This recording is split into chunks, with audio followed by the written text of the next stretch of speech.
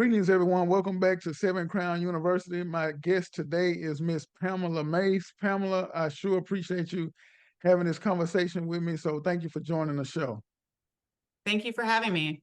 Indeed. Like I told you off air, that I reached out to quite a few people in the spiritual community, and I've yet to have a guest that wanted to talk about I guess, their spiritual awakening and their spiritual background. So I just appreciate you having this conversation with me. Sure. Um, Now, I first got introduced to you through your YouTube channel. You have a YouTube channel called Pamela Mace, and Mhm. you discuss and talk about the law of one. And I want to ask you about your YouTube channel, your background, your law of one, and you have an online school. So I would like to jump into all of that if we can. Uh, Um, well, my YouTube channel actually first began as just a channel like everyone else. I just posted about things that I do, which is a lot of gardening and about my animals and about me. My spiritual awakening didn't happen until 2018. So I didn't have an awakening until very much later in life. all right. Were you like religious or have any kind of spiritual practices before 2018? I was a solid atheist my entire Really? life. Okay. Okay. How did the spiritual awakening come about? Um, it Is was that okay very to ask? Yes, like, okay, so because I was like an atheist and I'd done a lot of travel to many different countries and experienced a lot of different religions and cultures, and I think I went through a divorce in 2017, and I've heard this happens to a lot of people. When you go through some sort of trauma and you start to heal from that trauma, sometimes things can happen. I had a very spontaneous Kundalini awakening. And anyone else I've spoken to that's had a spontaneous Kundalini awakening, no one has the answer to what can trigger it. It seems I've talked to a lot of people that want to have one, and I actually have no idea. Mine was completely spontaneous. I was just a person, just like everybody else, not religious. I didn't meditate. I didn't do any type of practicing. And all of a sudden, my heart chakra opened and I didn't know what was happening at the time. It was quite painful. I was scared and I just thought it would pass. Like when you get a headache, it's like, okay, just this too shall pass, just lie down and chill. And it wasn't stopping. And day by day, as the awakening started happening, someone who's not spiritual at all, it was incredibly scary for me. I think if someone had, been practicing yoga and doing meditations and going to retreats all the time, if it happened to them, they probably would have known exactly what was happening. But I was completely in the dark. What did Um, you what did you think was happening since you had no idea? Did you think it was like a medical issue or something? yeah, I thought at first maybe my I was having a heart attack, but or maybe I had pulled a muscle in the gym. Okay. That's how the very first a few days of it starting, that's how it what I felt, I would say. Okay. Now you said something typically triggers the Kundalini awakening, right? But you mentioned that you were going through a divorce and you were healing from it. Was there anything in particular you was doing to heal from it leading up to the awakening? Um, Not really. I mean, I just tried Okay. to recapture my youth, I think, and, Okay, I and got you. having fun. And I think, well, it was a narcissistic abusive relationship. And I Okay. know it's kind of cliche. I found out that I was an empath, married to a narcissist. And I was kind of healing from, it's a different type of trauma. So I was healing from that. And I was really just learning about myself being an empath. And I hadn't even heard the term empath before. And as I was kind of learning about that is really when things started happening to me. I would say I started getting what I now know are downloads. So I started knowing things, sometimes technical things I never studied or researched or knew, or and like it could be simple things like I'd be having a conversation with my sister about what's kind of going on in the world. And then the next day, it would be on the news. I'm like, wait, this already happened. And I call my sister, remember we talked about this and it hadn't happened yet. And I'm like, at that point, things like that happen to you are just simply confusing. And Right. so you kind of take a step back and you're like, okay, and then what I usually describe to people is like, everyone's got everyone's a little bit psychic, you know, like when you have a song in your head for no reason, but you get in a car and it's playing on Right, the radio, or you think of someone and all of a sudden you get your phone buzzes and it's a text from them. right, So everyone has that a little bit. But when you're at the beginning stages of your awakening, that's happening to you all day. right, And it kind of freaks you out. You don't know what's turned it on, and you don't know how to turn it off. And it just started ramping up from there, um, to the point where I really needed to seek some answers. I right, didn't know what's happening to me, and I would see entities coming into my room. I've never seen entities before right, my whole life, and all of a sudden now they're coming in to check me out, and it's scary. right, You've right. I never can seen imagine. that before. You don't know what to do. And Right, so I just started researching online, and being a novice, I had to jump in. I had no choice but to jump in. And thank God the internet exists, because if this happened to me like in the 80s or something, I would have right, been, what do you do? So at least I was able to touch base with some people online right. about what I was going through, and knowing But like, no, you don't need to be medicated. Just sit with it and enjoy the kind of the process. But then a few months into it, my body started really overheating from my chakra system getting lit up. And I couldn't, at the time, I didn't know that was part of it. You right, know, I got so I just was, okay, a case of water bottles in the freezer, and just start rotating them and having them all on me, because my chakra system was on fire, and I couldn't cool my body off enough. And it came to the point where, at what point do I go to the hospital? And I'm right. like, my mom is sitting next to me, and she's like, "Are you all right?" I'm like, "I feel fine, but I can't. It like my temperature is 110, and I can't bring it down, or I don't know what it was, but I couldn't bring it down." And that lasted for 8 months, right? Did you go to the hospital or you I didn't? I never went. I just, okay, it would last for hours, sometimes Right, minutes, hours. I'm like, maybe this is menopause. Maybe I'm early. right. No, it lasted sometimes up to 8 hours in one day. And so that was a little rough. It But flares up again too, and I don't like it every time it happens. so the temperature is at 110. Does it actually physically feel like it? Like, do you feel ill and sick when it was like that? Well, I felt fine, but just the water was just gushing out of me. I Gotcha. couldn't get it to stop. Like I would have up to 6 maybe frozen water bottles all over my body, trying to keep it in check. Okay. Yeah. Now, what is you mentioned your mom was like, "Do you got to go to the hospital?" So, when you're going through this process starting in 2018 from an atheist going through awakening, not knowing what it is, and now you're doing research, I'm guessing maybe you're getting some comfort from the internet, you kind of finding out maybe you're not losing your mind. But how are Mhm. your friends and family interpreting what's going on to you? Oh, I didn't tell anybody. Okay, okay, I got you. My mom knew, my Right, sister knew a little bit, but no, I wouldn't be. I was very quiet about it at the beginning. I didn't tell you. I didn't want anyone to think but things no, up. Other things were also happening. I would go outside, and like lizards would crawl up me, and right, different like hummingbirds would almost, poke me in the face. I'm like, animals weren't scared of me anymore. right. And I'm just sitting there going, if anyone saw this, or if I tell anybody that this is happening, they're gonna check me into the hospital. I started the funny thing is I started going out of body, and I Right. couldn't control it. So I started getting, and the thing is, when you first, people are used to lucid dreaming, and they get good at that, and they learn to maneuver themselves within a dream. But I skipped all that, and I went straight to going out of body. Right. And as soon as I would kind of float around my neighborhood, I would get lost. Was that exciting or was that Oh, frightening? because it's not like you can, I didn't have my cell phone. I couldn't find where Right, I am. right, right, So right, I would just have to, wait out the night right, until my body woke up, and I could, one time I right, got stuck in a neighbor's attic, and I couldn't get out.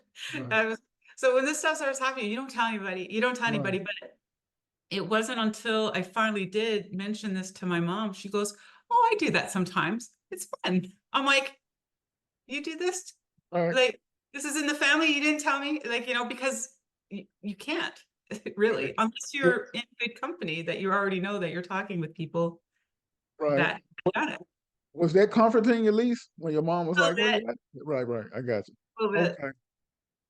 Let me ask you, at what point, because it began in 2018, at what point did you start becoming, okay, I got a hold of this. I know what's happening. Did that take a year? Did it take 2 years? When did you get a hold of it and say, okay, I went through awakening experience. I understand it now.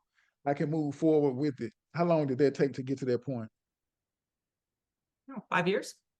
Really? Uh, Okay. well, I would say at the beginning, as I started to learn things, like I discovered Dolores Cannon's work, and when she called us like the 3 waves of Right, volunteers, and straight away I knew I was part of the second wave, this group of individuals that come in as a volunteer. They don't have kids, because I never had kids, and I knew not to. right, I was for like one gig on earth to volunteer, right. I and got you. so things like that. Synchronicities were a constant. Like, you can call it being psychic, or you can call just pay attention to the synchronicities. And then I did discover the law of one. And the interesting thing about discovering those books is that it was just like when I said, when you think of a friend and your text message on your phone, or a song plays in the car. Well, as I was going through the law of one, I knew what each page would say. Or even when I hadn't got to another book, if I slept next to them, it was kind of, Edgar Casey did this, the sleeping prophet. He would sleep next to books to Right, attain their knowledge. He didn't actually have to read them. And right, this was happening to me with anything I chose at the time. right, And so when I studied the law of one, I really understood it. Like, I could have written these, and I went and looked at, when the books were written, and they were done in the 1980 is when they started. And I'm like, well, it wasn't, because I thought it was, maybe I was remembering a past life at that point. Why do I know these books so well? right, And so I'm like, no, they're in the 80s, and I'm going to age myself a little bit. I was a kid when they were written. right. And So yeah, we probably around the same age, right? Right, and so I knew it wasn't a past life. So, and I was so excited about the books. I'm like, I I needed to listen to them, and I fell asleep every night listening to them. And when I started talking about to others about what was in the books, and I would show people what Ra was saying in the books, and I would get kind of blank faces from a lot of people. That a blank face, like they're not really sure what they're talking about. I think right, it's doesn't matter if you're spiritual or not. They're not easy reads, but I was able to. I say, like, I'm translating English into English, right, so I knew the book so well. But the thing is, when you go through an awakening like this, especially starting from absolutely nothing, and I started, just putting out videos on the law of one, I started to kind of fall into that dark night of the soul type thing.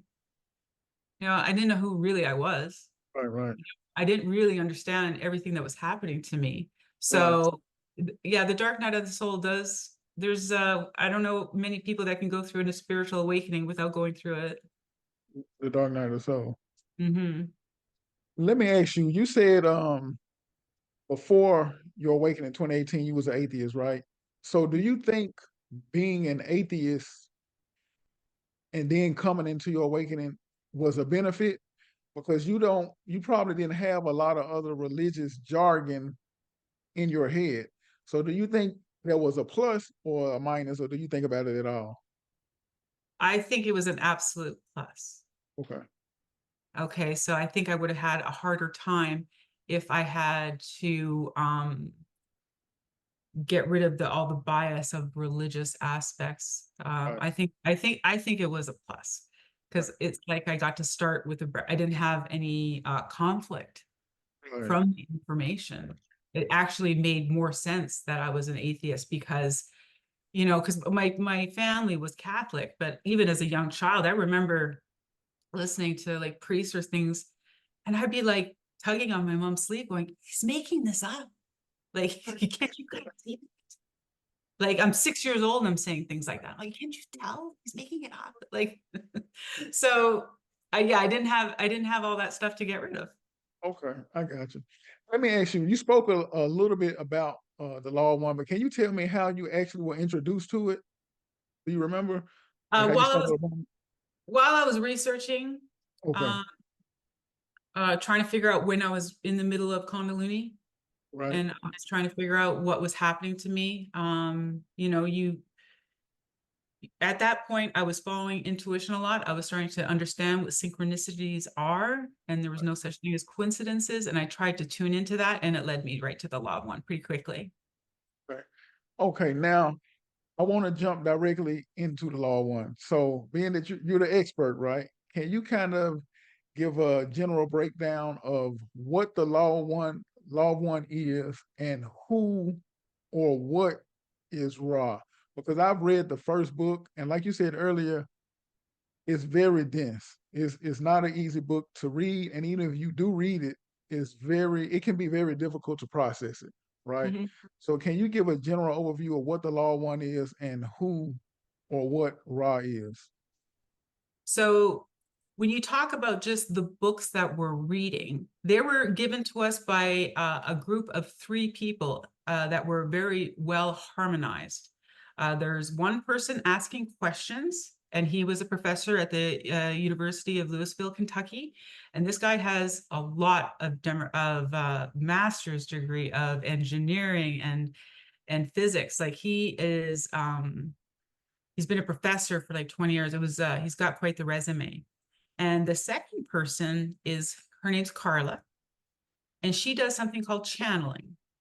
Now, channeling is something that used to be really popular in like the 1800s, when people would like do seances and they would like try to go into a trance and channeling grandma to give a message or other things. But it kind of died off, but it still happens a lot when people are meditating and trying to attain messages and try to quiet their thoughts to get another message.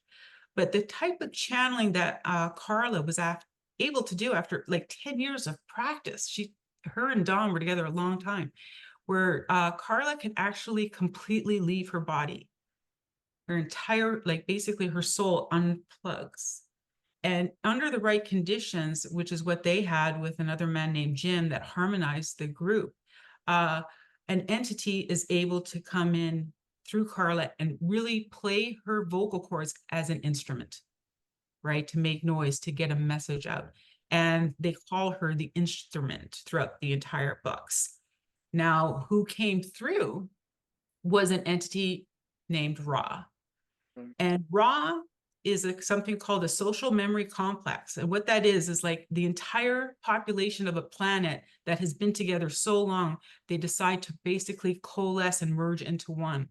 And Earth will do this as well. But Ra did this a very long time ago. Ra is 2.6 billion with a B more advanced than us. That gives you an idea. 2.6 billion years ahead of us. So he's in sixth density. So it's very rare for an entity from that high up of a density compared to us on third to be able to come in and channel and speak through an instrument that's in trance like Carla. So they channeled Ra for almost 4 years, 106 sessions, up until dawn. The questioner died and they lost contact with Ra. Okay. Um, okay, that's a lot to unpack, right? So when we say Ra is pretty much, at least the way I'm interpreting what you said, an entire planet, right? A social memory complex, an entire planet of, I guess, beings or entities in one entity. Am I following that correctly, or am I not? So a social memory complex is when, yeah, there's 6.5 billion, say, souls Okay. that have been together so long and have committed themselves to unity. Okay. But when you love something, you want to be with it. You run Right. into the arms of the Lord, your kids want, you love something so much, you don't want to be apart from it. Right. And when you spend that much time loving and wanting to be with something, you're almost okay occupying the same body. That way you're never apart. Right. Now think of that on a large scale for an entire planet. And that's what Ra is. Committed to Okay. absolute unity and oneness. Now, when Ra comes through this instrument, Carla, right?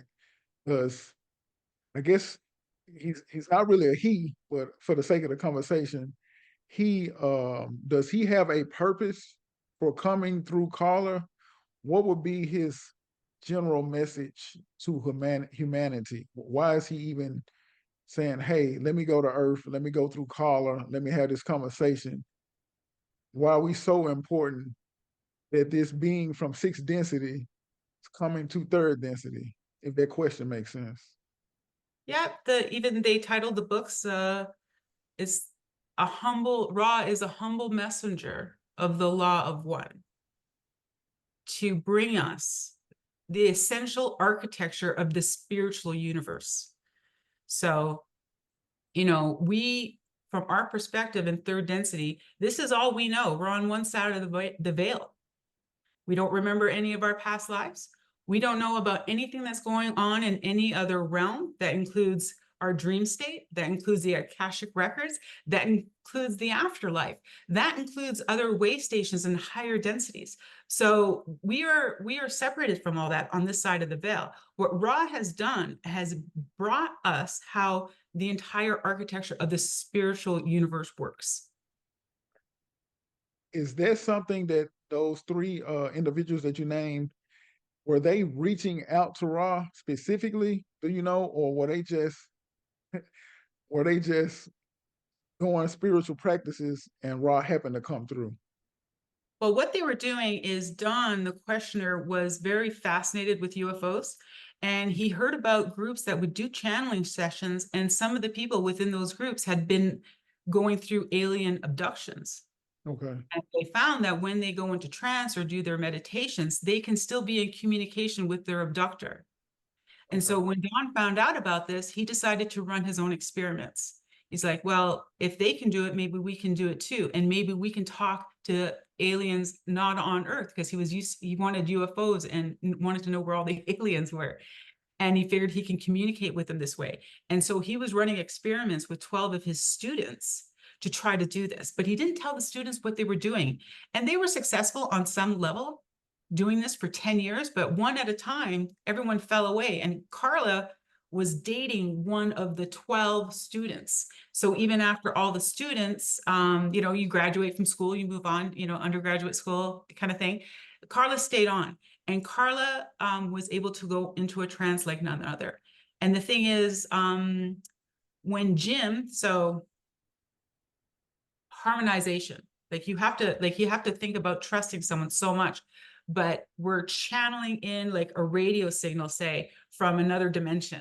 So how finely tuned of an instrument or like a radio would you have to be? So when you only have one oscillation, one person, you're not going to get very far. When you have two, you can oscillate the two, but when you have three, you can harmonize it. And it was just the perfect conditions. And they knew what happened when Jim came into the group, because he was the key. And as soon as he came into the group, Carla in trance said the words, "I am Ra." And they knew they had something right away. Gotcha. Let me ask you this. I am Ra or Ra. There's a well, before I ask you that, Ra's from the sixth density and we are in third. Now I've read and studied and heard through YouTube videos and other spiritual communities and group that the earth went through a process where it went from 3D to 4D, right? I've also heard 5D, so I'm not sure which is which, if it's true, et cetera, right? But if the earth has gone through 3D to 4D, does that mean Ra is not really needed anymore? The message is not needed anymore if it actually did go from third density to fourth density already? Like, I know it's a process, but if it happened, does that mean, hey, mission complete, so to speak? Does that make sense? Okay, so there's a couple of things when we say 3D Mm. and to 4D. A lot of times we talk about third dimension to fourth dimension, or we can talk about third density to fourth density. Okay, Okay. so think of the dimension as the hardware and the density is the software running it, right? Okay. As far as the spiritual aspect goes. So technically we're in fourth density, okay? But it's not an overnight switch. It's a process. And I hear a lot of spiritual teachers too talking about fifth density. I'm like, fourth density is about 50 million years long. You're not skipping it. Right, Okay. right. I got you. Yeah. And we have to go through something that Ra calls the harvest when we Okay. go from third density to fourth density. And the harvest can take anywhere from 1 to 700 years. Right. So it's a process. And a lot of us, like I'm actually a wanderer. Okay. And the type of wanderer that I came here to be is to help facilitate and increase the harvest. Okay. Now, the harvest on the outside looking in, just hearing how it sounds, doesn't sound like a good thing because I'm Well, correlating it with a horror movie. Like, is that well, there's wiping a away? when you're talking to a six-dimensional being Right, like Ra, right, he's going to use the English language in its entirety to come up with the best word to describe what is actually happening. right, So, and that's something to remember when you're going through the books. Remember, every word is very meticulously choiced right, for expression of what he's trying to say. And there's a very specific reason why harvest captures what's happening right now better than any other word. right, Yes, we would like to use the word, can't we use the word graduation from fourth, to fourth right, density, right, or ascension to fourth density? right, That doesn't capture what's happening. right, right, Harvest captures it. So the point of why Ra wants to give us this message is to harmonize the planet so we can be a service planet to others, to find unity, to look at every human, everything, every leaf, every squirrel, everything as an extension of yourself. And know that we are going to coalesce and go back into unity. But to do this, we have to serve others. But there's right, another option out there, and that is to serve ourselves, to continue to be separate. right, And so the goal of Ra and most people here are to facilitate the planet to harmonize, to turn the compass so we can be a planet that is service to others. right. And I'm happy to say we did. We're Okay, not exactly overachievers here on Earth, but we did polarize enough. So right, we are now going to be a positively oriented fourth density planet to serve others. right, But the harvest, what we call the harvest, is mixed. So if you think about the individuals that are here, um, whether you want to serve others or serve yourself, to serve others, to polarize, to move on through the densities, you only have to polarize about 51% of all the lives that you've had on third density. 51% have to be to others. So you don't really need that much to ascend to the higher densities. But to polarize negative, you almost need to be full totalitarian, like 95%. So right. it's like being the most self-serving. This is what we kind of see in the elites, right? I The ones got who you. dominate the planet, to control. They don't want to, what yours is mine and mine is yours. They want everything. There's no Right, such thing as having too many yachts. right. Or planes. It's about having everything. And I it's got very hard to achieve. It's extremely you. hard to achieve 95%. So because our whole planet has got every range within that. So we have some harvestability of 51%, and they're going to stay with Earth and move on. But there's some that haven't achieved that. They haven't achieved negative either. So they're going to repeat third density. But because Earth is not third density anymore, it means they're going to be transferred to a different planet to Okay, repeat but their density. I And got some of you that have polarized negative, well, they're going to be going to a negatively oriented service to self planet. you. Right, And so when you think about, we have so many of the, and you can see them in our world today, it's pretty obvious. Some of them are, we have it all mixed. right, right, So the reason why Ra calls it the harvest is when you go off and harvest something like, say, grapes out of your field, you don't go and just cherry pick every little grape. No, when you go in for the harvest, you bring them all in. And so you have this pile of, say, earth, all of earth, say, and you're looking right, at that. And now it's time to refine your harvest. So you got to pick out every twig, every bug, every grape that's not quite ripe, so you can think right, of that being, you have to redo, get sweeter before you're ready. Right, And if you find like a bug, it's like, oh, you're negative, you know. So right, think of that, and that as the harvest goes, well, then we would have like a basket of pristine, perfect fourth density grapes right. I for got human. you. So, and it's that refining that takes place into fourth density. So that's why, and so we'll have nothing but fully fourth density souls here that are positively oriented. And it could take a few hundred years. And that's why Ra calls it the harvest. Okay, so going back to when you said think of 4D density versus 4D, what was the other word you used? There's Uh, dimension and dimension density. and density. Okay, so 4D density, if I understood you correctly, that would be more so like I guess the mindset of the person, or am Um, I still kind of off the mark? it's our environment really that is taking Okay, place. And everything that governs it, right? So oh, that's why we call it third D and 4D. Fourth dimension, third dimension, like dimensions can be infinite within a density. There okay, are only 8 densities, okay, and doesn't matter what universe you're in. right, But there can be more than that dimensions in this, like almost like a mathematical complex to explain the matrix that you're in. okay. Now, by that we've shifted already from third density to fourth density, and you said it takes about 700 years, so it's still a process. It's not a one-day thing. Right. Um, does all that happen on Earth? So, in other words, there's nowhere we need to go anywhere, so to speak. It happens while we're alive, while we're living our daily lives, and a shift takes place. Is that correct? Am I on the right Yeah. page? Yeah, because Earth, you've heard of the term like the new Earth. A lot of people Right, use the term there. yeah, And then you might ask you, well, where is the new Earth? How do I get there? right, Um, so, and it's just like when you have a radio and you're tuning into one station and one song is playing.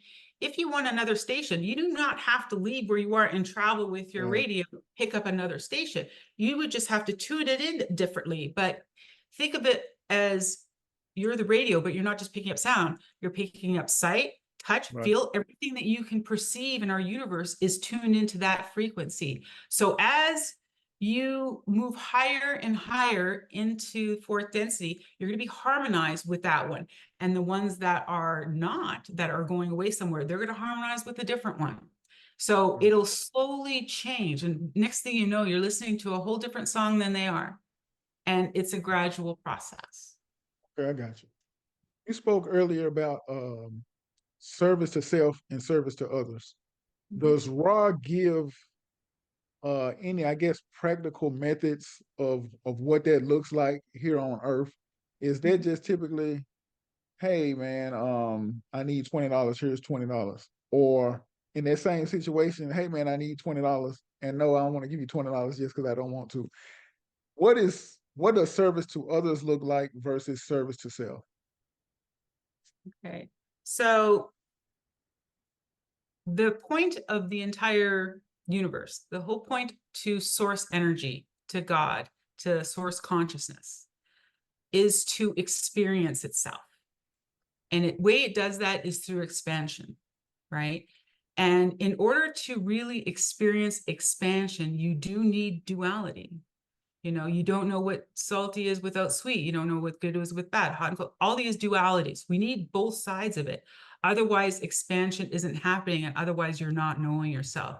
So, in that context, where we have the two opposites of service to self is service to others, is to look upon to we so in order for the universe to experience itself, it's like it was one thought, one consciousness that fractured into everything in order to experience itself. Now, as this experiences itself, it makes a choice. The end of third density into fourth, the last step before you go into fourth density is making the choice whether you want to go back and coalesce with source energy and find unity, or are you going to make the choice, that last step of this very long journey, are you going to continue to feel separate from everything and just feel more to yourself? And one is not necessarily more wrong than the other, because both of them are still source energy experiencing itself, but it you can understand how you would want to go back to source energy and feel love, or do you Right. want to separate and love yourself? Right. Gotcha. So those are the two basically options. All right. I got you. Let me ask you this. I would like to, I'm gonna mention a few names that are in the spiritual community, spiritual teachers that are pretty popular, right? And I'm going to touch on, I'm sure you're familiar with them, touch on a few of their teaching. And would you give me a comparison, contrast, or similarities or differences from the raw teachings? Okay, so I don't know a lot of spiritual teachers. I don't know if I'll be good at uh, that. no, you're gonna know these names. So I'm sure you're familiar with Abraham Hicks. Are you familiar with her? Yes. Okay, so Abraham Hicks talks a lot about co-creating this reality, creating whatever the reality is you choose, doing a lot of visualization, et cetera, et cetera. Mhm. I want to mention Eckhart Tolle. Are you familiar with Eckhart Tolle? Mhm. Okay, so Eckhart Tolle talks a lot about meditating and being in the present moment. Okay, to not so much go through a lot of mental suffering, but just meditate a lot. Understand that nothing bad is going to happen, but just to be here now. And there's another person, let's say Alan Watts. I'm not sure if you're familiar with Alan Watts. I listened to Heard his of him? books. So Alan Watts talks about this world that we live in is an illusion. It's a big play. We're here on earth to have an adventure, so to speak, have a good time. So these are some of the things, and you mentioned like Dolores Cannon earlier, right? She speaks about star seeds and, like you said, the first, second, and third wave and light beings. So these are some of the other teachers out there that I've heard of. Like I said, some talk about life is just a play. It's a big illusion. Don't take it so serious. Abraham, co-create your life, visualize the best life you want. If you want to be a millionaire, you can be. If you're going through suffering, you're creating that as well. How do some of those thought processes, are they similar or different to what Ra teaches? Are any of those concepts in the teachings of Ra? Um, partly. So, like for Abraham Hicks, she's doing channeling. Now, she's doing a different type of channeling than Carla does in the Law of One. And I like to use the analogy of if you have a car, your body is a car and you're driving it. Okay. So there are times when you're driving the car and you got a passenger and they're giving you directions. So you're trying to not you're trying not to say anything and you're just trying to follow the directions. That's kind of the channeling that Abraham Hicks is doing.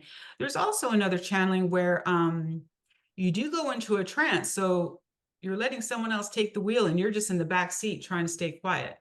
And they really got more control.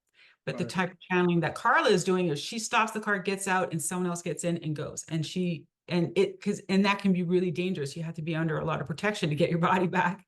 right. I Right. got And you. that's the type of channeling that Carla was doing. So Abraham Hicks, it's in the Law of One, we call it being distorted. You know, Okay. how much is she saying that is coming from her? And how much is she saying is coming from Abraham? Because remember, she's still driving the car Right, that's true. and Right. she's trying to listen to some messages that are coming in. And if you ever and like people today still say they're channeling Ra, I'm like, well, technically you're playing telephone with Ra. He's coming in from the sixth dimension and we're going through a lot of entities to get that message to you. And by the time he gets to you, it's very distorted. I That's why the got Law you. of One books are so pristine. Now, when we talk about how we're creating our reality, and there are two aspects to this. Yes, we're creating our reality, but we're also co-creating it. We're not Right, in this individually, right, right? And when we do talk about frequencies in order to harmonize with things, yes, we're creating our reality. And then we do use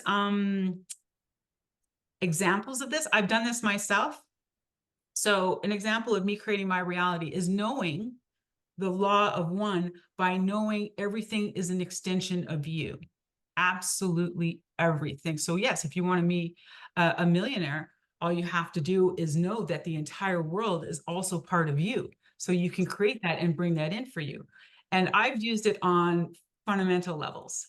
right, I had a thing that happened to me. I was cutting trees the limbs off trees in my yard. But after a few hours running the chainsaw, I was spent.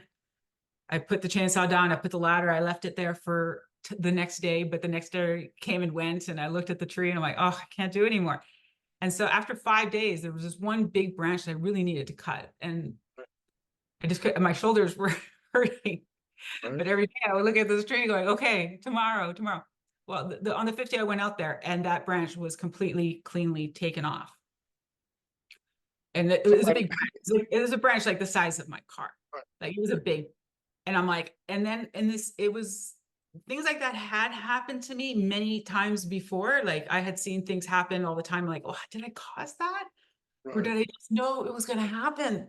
right, Right. Because when things happen to you, when you're having psychic, things happen right, to you all the time, you really just don't know if you're just making it up. And right. it, knew it was going to happen. You're having a psychic moment. But when I did that with the tree, I'm communicating with tree, and no, I didn't know that was going to happen. I asked it to happen because I saw the tree as if, as if I was asking it to do me solid. Let me ask you something, right? Because I completely understand what you're saying right now. But so in this exact example with you communicating with tree, now did you intentionally say, hey, I want this limb down. I want it to just happen? Or was it more so like, man, I don't want to do this.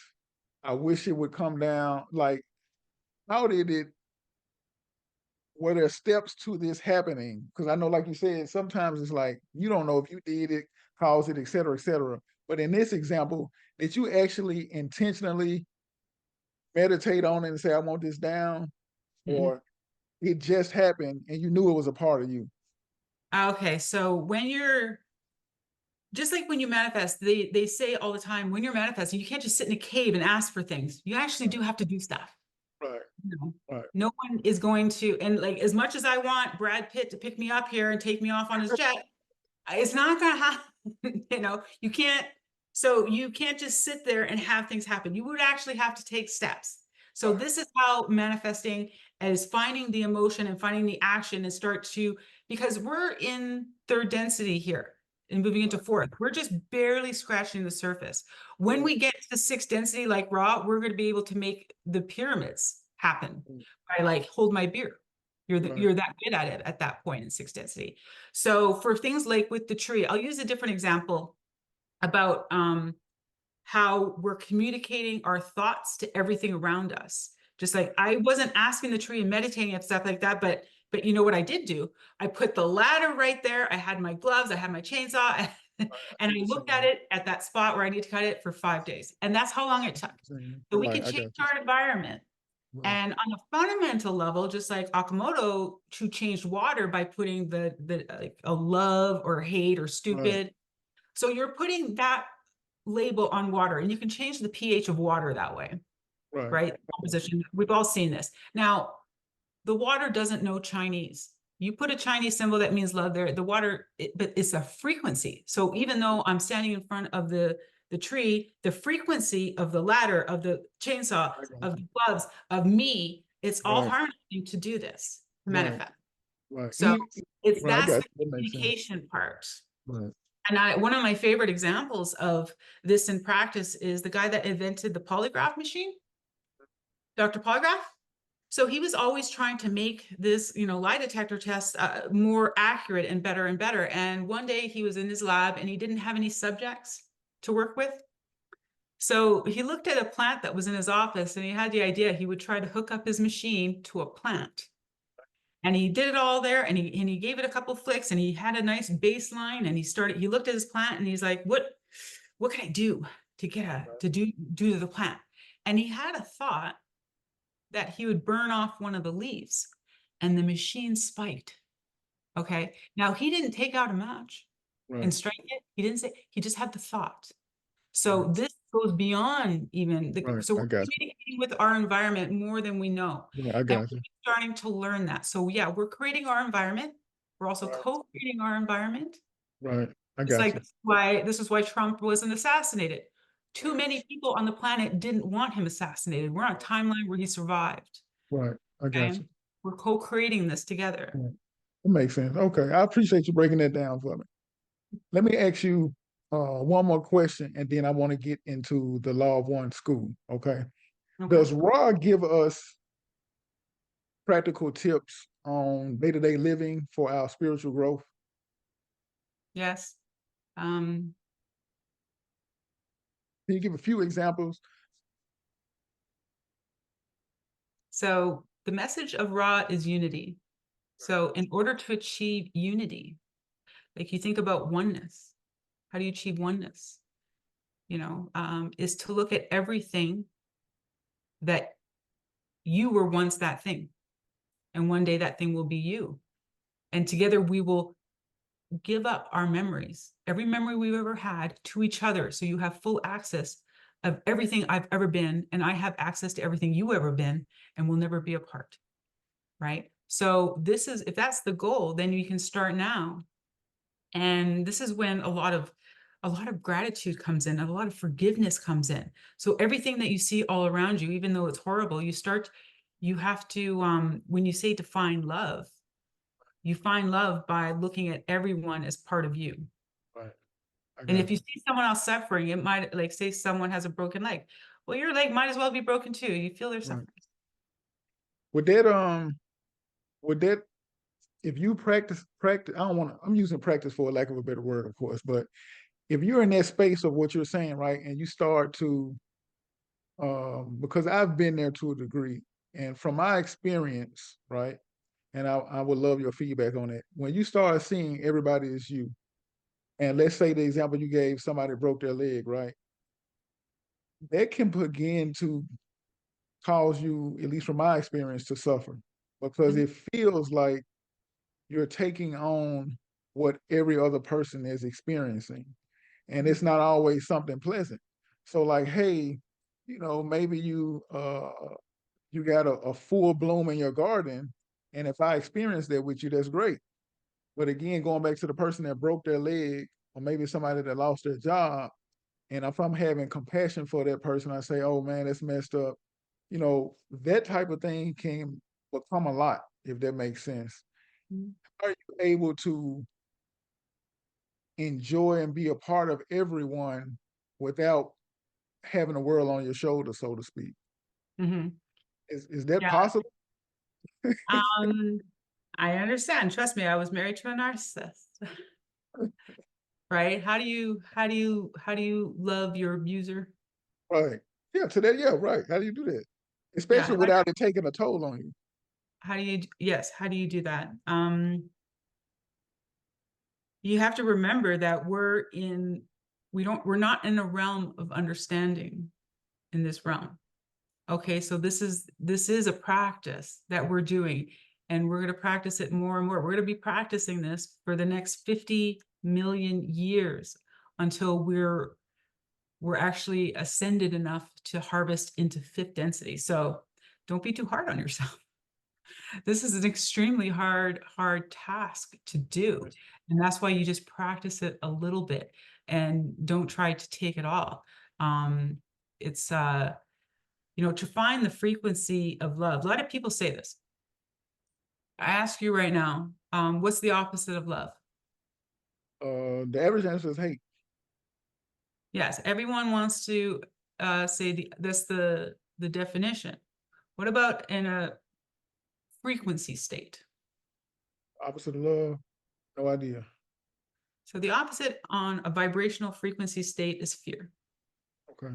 So when you think about love, everything you love, you go towards it as fast as you can.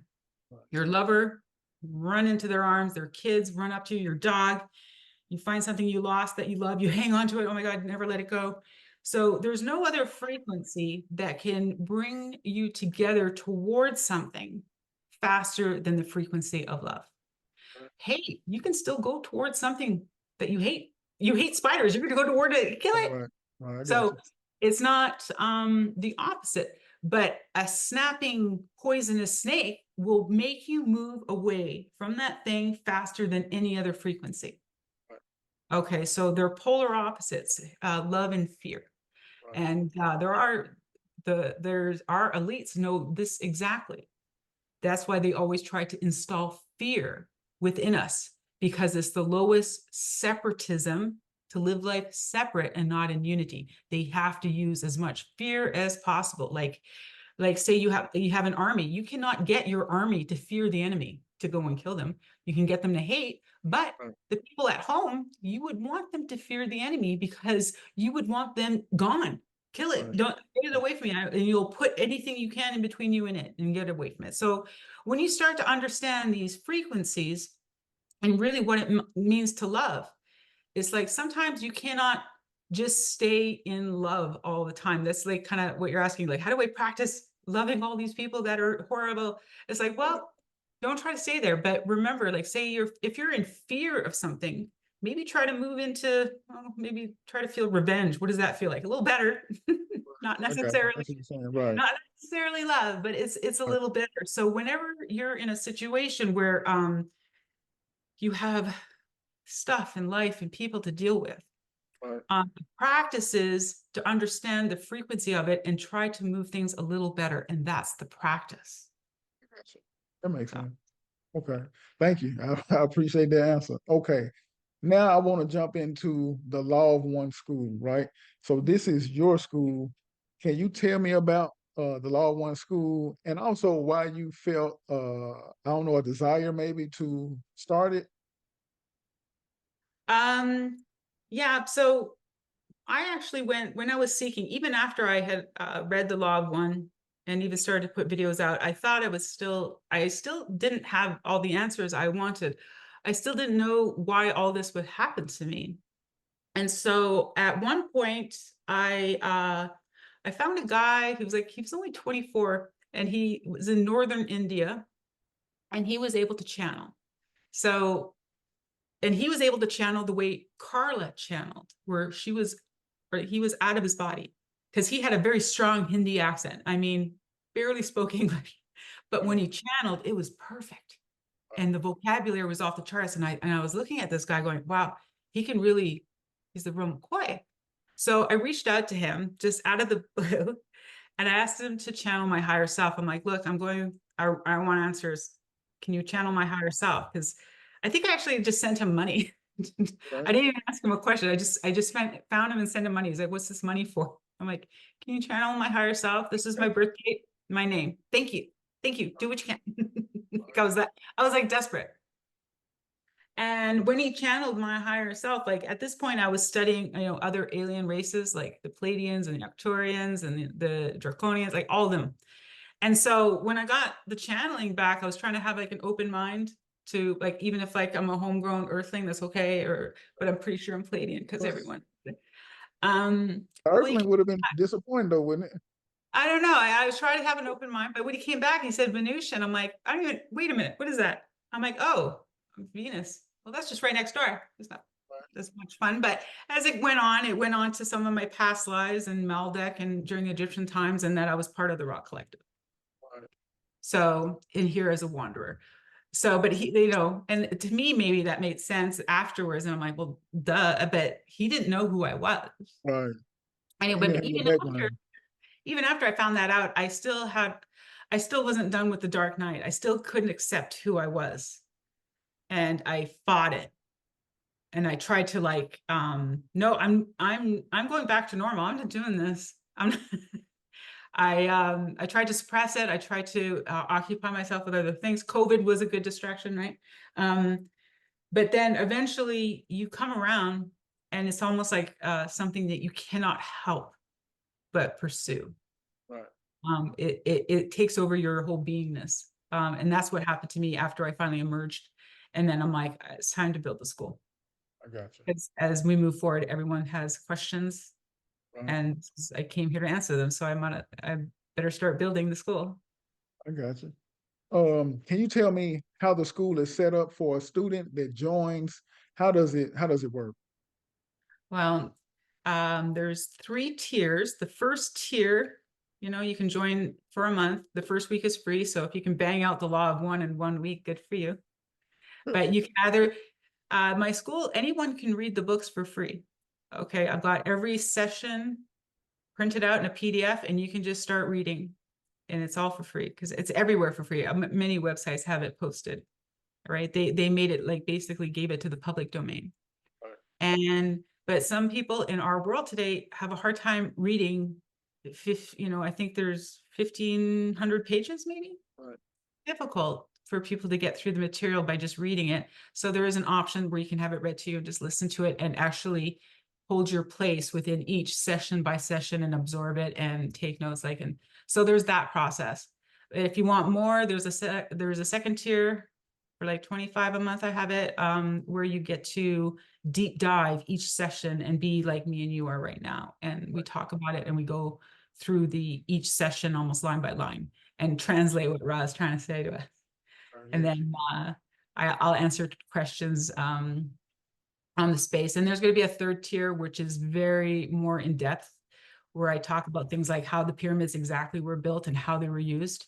Or, people want to know questions like, oh, what's deja vu, or what happens in the afterlife, or, how do I access the Akashic? All these like, kind of questions that people, have a hard time finding the answers to.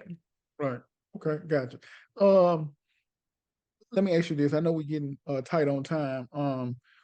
For a person that's not on a spiritual path, right? Would you say that the law of one, is that a good place to start, or do you think it's kind of too advanced? And everybody's spiritual journey is different, and I know you can't just make it happen. But for somebody that wants to start and say, "Hey, let me see what this spiritual thing is about," would this be a good place to start? Um, I don't think that there's any right or wrong place to start. What I would tell people is that,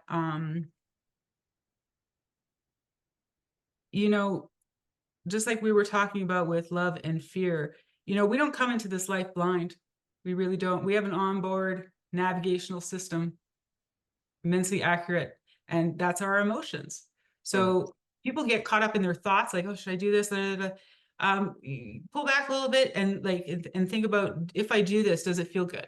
So Right. if you have this nagging that you want something and it feels good and you have that emotion to want something, that's your guidance system telling you.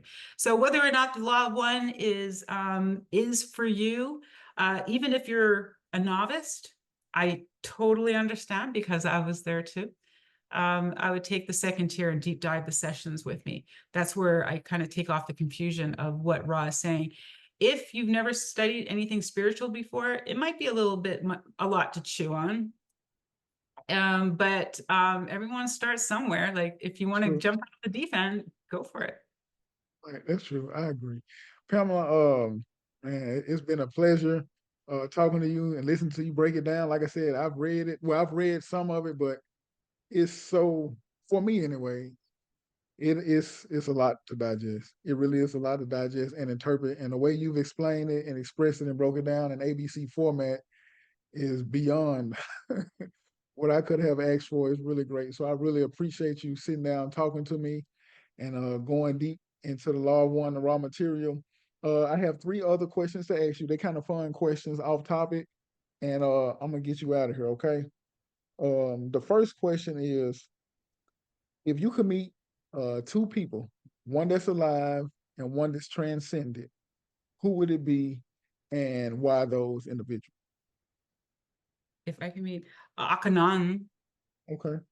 okay, because he was the first one that tried to bring the law of one during in the Egyptian times.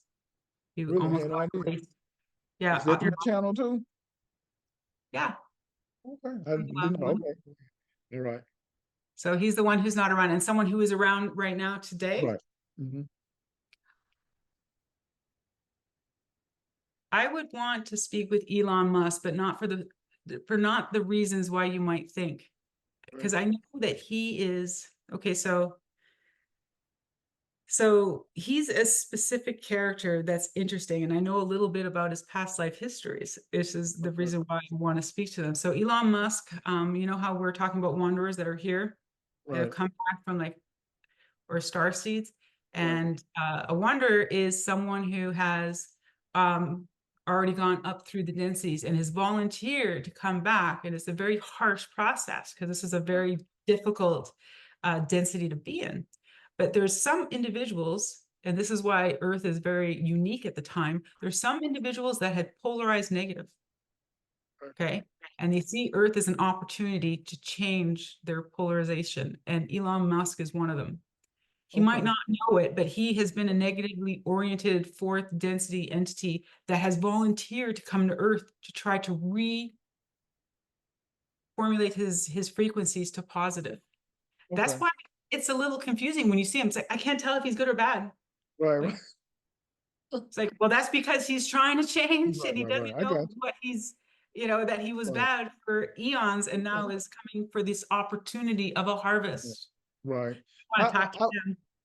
I've always read in that this Earth School is one that it's a difficult one, but a lot of beings and people want to come here because it gives one of the greatest opportunities for advancement. As challenging as it may be, it's like it's a really big deal being here. Oh, everyone wanted to be here for Right. this. Right. Well, we also have a very, very vast invested interest in this. We got star seeded by a lot of different entities. So everyone looks at Earth like it's their baby, Right. right? Right. And also because we are in the third cycle of 325,000 year cycles. So this is it. There's no other cycles because as the universe wants to expand, the Earth wants to ascend as well. The Earth can't stay stagnant in third density. Whether it's negative or positive, it needs to ascend. Otherwise, it's like a statue because the universe wants to know itself. So does the Earth. Okay. Okay. And because we have brought Earth all the way to the 11th hour, we're having a harvest all at once. And everyone in the cosmos wanted to be here. Like it didn't to wear the pin saying I was on Earth during the harvest. Like, well, it's kind of crowded. There's not a lot available. We can make you this kid here in Africa, but you're going to die of starvation at 5. Like, I don't care. I'll take it. I'll take it. Right. Didn't matter. Everyone Right. wants to be here. But the Right. thing is, because of the opportunity Right. to enhance your polarization of what you wanted. But that also included the negative, didn't it? Right. And we all felt it. So we kind of like the cool kids then, right? The which one? We kind of like the cool kids in the universe, right? Because we got to get here. It's just a lot of the vested interest here. And Right. Earth has got a very rich history. It's got all the aspects of why the fight for Earth was so intense. Like, first of all, we're a refugee, campus for camp for DNA, and DNA is essentially the currency of the universe is DNA, if there was going to be one. We're also placed in the cosmos, like just like 3/4 of the way, where it's like we're kind of like a rest stop station to other places. So it's just so valuable for that reason. Earth has a lot going on. And so that's why, yeah, all eyes were on us. Gotcha. Okay. My second question to you is if you could revisit your younger self, what age would you go back to and what advice would you give yourself? The age I would go back to, actually, I would go back to my late 20s. I think that was where my life really changed. And I was carefree in my 20s, but when I went to my 30s, something told me that I needed to stop and grow up. Like, because all I did was travel the world and do different things. Like, no, it's time to get a real job and lay down some roots and get a house and a husband and do all that. And I would like to talk to that 29-year-old and say, don't listen to society, keep All going. right. That I would I do. got do you think you would have listened if you got a chance to do that? With 29-year-old you listen? I would hope so. I would hope so. I got If it's me talking, hopefully I have some tricks up my sleeve to get to convince her. Like, you don't have to right, settle down and get married and ignore everything you are to be someone else that society says you need to be once you're an adult and in your 30s. right. You know, That's man, that's a tough pill to swallow when you come to that realization. Like, man, I really didn't have to do what society suggested. I could have Mhm. did this. Yeah, now I don't even want to think about it. Okay, last question. What is one of your greatest accomplishments today, My greatest accomplishment. or just one of them?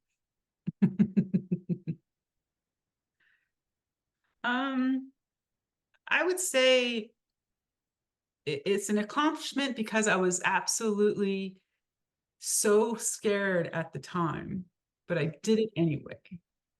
I was very young. This was in 2002. I decided I needed to go traveling and I had the need to go traveling. But at that age, I had no one to travel with. Right. And I knew I wanted to do a world travel. I knew I'd be gone at least a year. And as a female, traveling through Europe and the Middle East and Africa is kind of difficult as a single female. Right. And especially this is, 2000 in 2002, there's not really internet or cell phones or anything like Right. that. But I forced myself to do it. Mhm. And that was an accomplishment for like 30 countries trek that I did that actually really cemented on I needed that experience to be who I am today. Right. Gotcha. Okay. Okay. Well, that's gonna do it. Pamela, I really appreciate you talking to me again. Would you mind sharing all of your social media, your website, and how people can get in touch with you? Yeah, I'm just at rawthelawofone.com. And the only social media I really use is my Instagram. It's called Pamela Mace. I Okay. just went through all the archetypes of the tarot. Right. So Yeah, I know. I was looking. Uh, you'll see that's in book 4. And usually by the time people get to book 4 to study the archetypes, they're exhausted from the information already. So they like, what is an archetype? What is this? The great way right. of the mind. I don't know what that means. And so I'm trying to start to bring it out so people can um, understand it. Because if you study the archetypes of the law of one, you're going to know the law of one. Right. But you break. Well, I'm sure you break it down in your school as well, right? Absolutely. Indeed. Absolutely. Indeed. Well, again, I appreciate you joining me. If there's an opportunity in the future for us to do this again, I would really appreciate it. But Okay. thank you so much for joining me. Again, you're my first guest to really dive deep into spirituality, the law of one. So I greatly appreciate it a lot. You chose a big topic. Uh, well, I mean, it was it was supposed to happen. You were willing, and it happened. So Okay. indeed. But thank you again, to all my listeners. I will check with you next time. Take care, everybody.